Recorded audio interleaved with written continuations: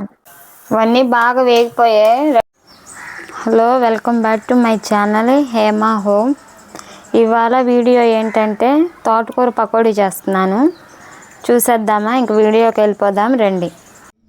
ముందుగా మసాలా కోసం పచ్చిమిర్చి, అల్లం, తెల్లగడ్డ, కొంచెం జీలకర్ర వేసుకొని దంచుకోవాలి. కచ్చాబెచ్చాగా దంచుకుంటే చాలు, మెత్తగా పేస్ట్ అవ్వనవసరం లేదు.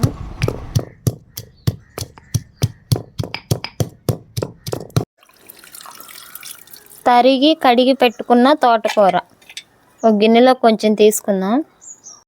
తోటకూర పకోడీకి శనగపిండి,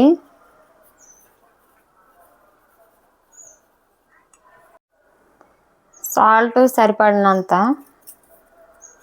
ఇందులో మనం దంచి పెట్టుకున్నాం కదా అల్లం, తెల్లగడ్డ, పచ్చిమిర్చి, కొంచెం జీలకర్ర వేసి దంచుకున్నాం కదా, అది మొత్తం బాగా మిక్స్ చేసుకోవాలి.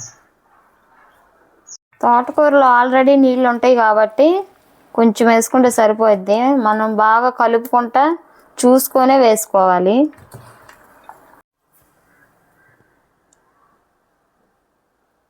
చాలా కొంచెం కరివేపాకు,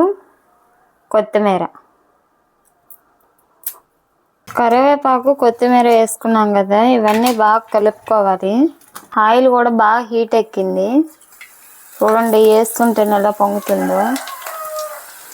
అలా వేస్తుంటే అట్లా పొంగాలని బాగా హీట్ ఎక్కాలన్నాను.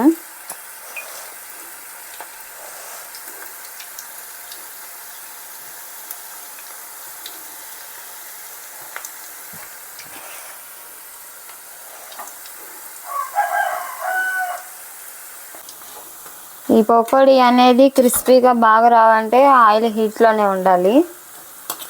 ఈ నురగలు అన్నీ బాగా తగ్గాకనే తీసుకోవాలి, అప్పుడే తీసుకోకూడదు.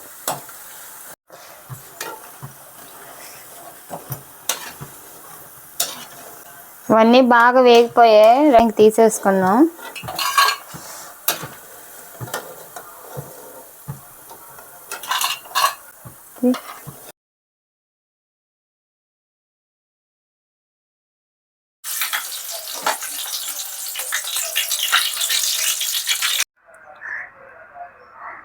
వేడిగా ఎంతో రుచికరమైన క్రంచీగా తోటకూర పకోడీ రెడీ.